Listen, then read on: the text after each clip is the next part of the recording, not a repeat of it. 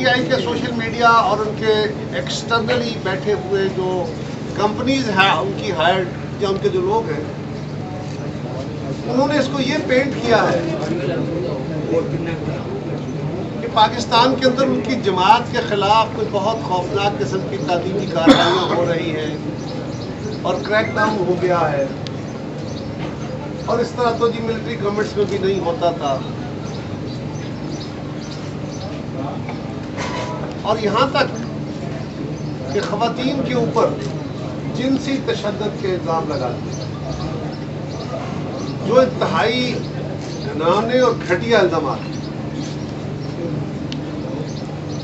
میں یہ سمجھتا ہوں کہ ایک ایسا جرم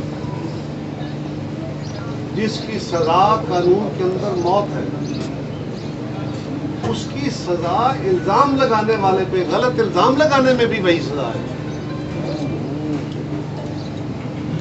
صرف اس لیے کہ آپ پبلک اوپینین کو اور اتنا زیادہ لوگوں کی سمپتی کو ادھر ٹلٹ کرنے کے لیے وہ الزام لگا دیں۔ یہ انتہائی قابل مذمت نہیں بلکہ قابل گرفت ہونا چاہیے، اور میں بالکل حکومت کا حصہ ہوتے ہوئے اس بات کا مطالبہ کر رہا ہوں وزارت داخلہ سے کہ ایسے وہ تمام لوگ جنہوں نے بغیر کسی سبسٹنس کے، بغیر کسی ثبوت کے، بغیر کسی الزام کے یعنی کسی مدعی کے انہوں نے وہ الزام لگائے ہیں، ان کے خلاف ایکشن ہونا چاہیے، قانونی کارروائی ہونی چاہیے، اور اگر کسی کے خلاف کس پاس ثبوت ہے تو وہ سامنے لائیں۔ ہم قوم کو اشور کرتے ہیں کہ اگر خدا نخواستہ ایسا کوئی کلپریٹ ہوا تو اس کو بالکل نہیں چھوڑا جائے گا، لیکن یہ ایک نیا کام ہے کہ دنیا میں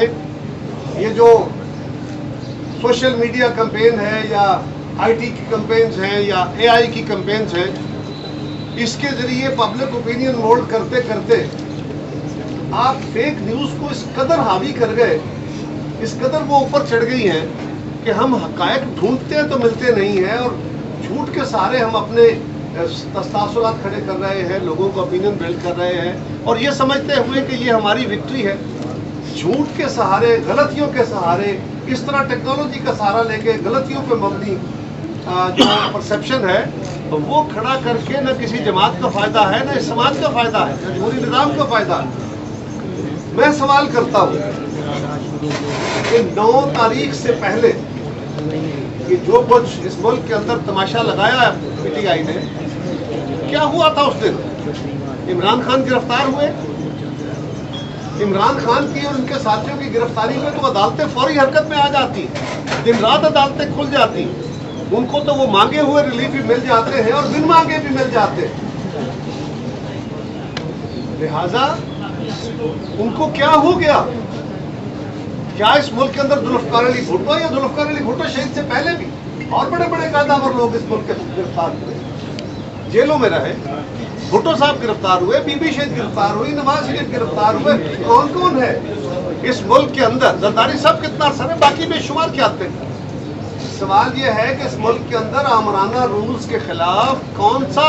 جمہوری بندہ ہے جس نے سزائیں نہیں پائی ہیں، جیلیں نہیں کاٹی، گرفتاریاں نہیں جھیلی؟ لیکن یہ اس کے اوپر جو کچھ ہوا، کیا اس سے پہلے بھی کوئی کریک ڈاؤن تھا؟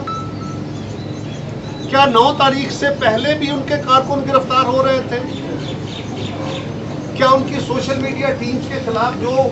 ہیٹ پر اسپیچ کے اوپر چل رہی تھی، کیا ان کے خلاف وہ سب کی تعدیبی کارروائی تھی؟ کیا تھا؟ جن لوگوں پہ باقاعدہ الزامات تھے